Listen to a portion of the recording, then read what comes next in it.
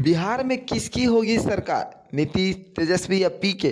किसके पक्ष में जा रहा एमआई समीकरण? नमस्कार दोस्तों, हमारे चैनल में आपका स्वागत है। दोस्तों, बिहार चुनाव की बात जब भी आती है तो एमआई समीकरण की सबसे ज़्यादा चर्चा होती है। एम यानी मुस्लिम और वाई मतलब यादव। इस बार का एमआई समीकरण पिछले चुनाव से अलग है। इस बार चुनाव में एम मतलब महिला और वाई मतलब युवा होने जा रहा है। इस बार का पूरा चुनाव इसी समीकरण पर सिमटने वाला है। इस वोट बैंक को लेकर बिहार में अब तक की सबसे तीखी लड़ाई होती दिख रही है। जानकारों का मानना है कि इस बार बिहार चुनाव कई मायनों में पिछले चुनाव से अलग होगा। सी वोटर के संस्थापक और चुनाव विश्लेषण यशवंत देशमुख कहते हैं कि अभी जब महिलाओं के लिए मुख्यमंत्री नीतीश कुमार ने योजनाएं लागू की तो उस समय बहुत लोगों ने इसे अन्य प्रदेशों में चल रही योजनाओं के तुलना करने की कोशिश की। हालांकि इनमें बहुत अंतर है। उन्होंने बताया कि नीतीश कुमार भारत के पहले ऐसे नेता और मुख्यमंत्री हैं जिन्होंने महिलाओं को केंद्र में रखकर योजना लाने की शुरुआत की थी और इसे लागू भी किया था।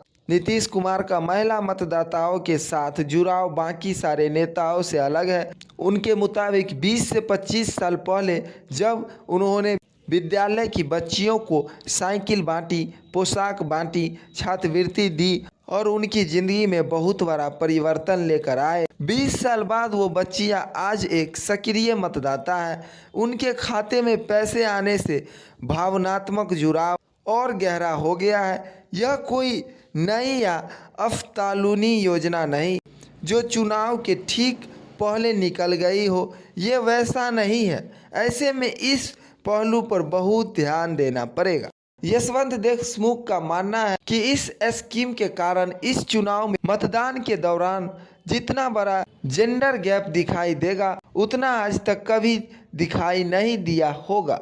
वह कहते हैं कि इसे काउंटर करने के लिए तेजस्वी यादव हर घर में सरकारी नौकरी देने की योजना का वादा लेकर आए हैं। ये बिहार के नौजवानों के बीच कितना असर करेगी यह देखना बाकी है, लेकिन 5 साल पहले इसने ज़बरदस्त रूप से असर दिखाया था।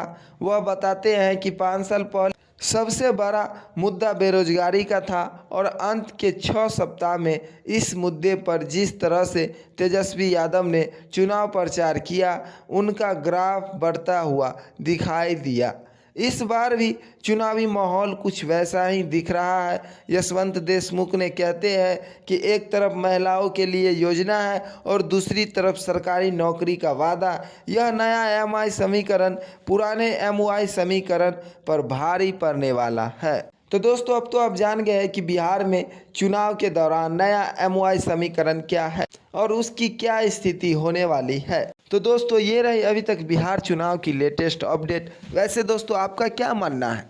इस बार एमआई समीकरण किस पर भारी पड़ने वाला है? नीतीश, तेजस्वी और पीके में कौन मुख्यमंत्री बनेगा? हमें कमेंट करें। तब तक के लिए बाय बाय। फिर मिलते हैं नेक्स्ट वीडियो में नेक्स्ट अपडेट के साथ।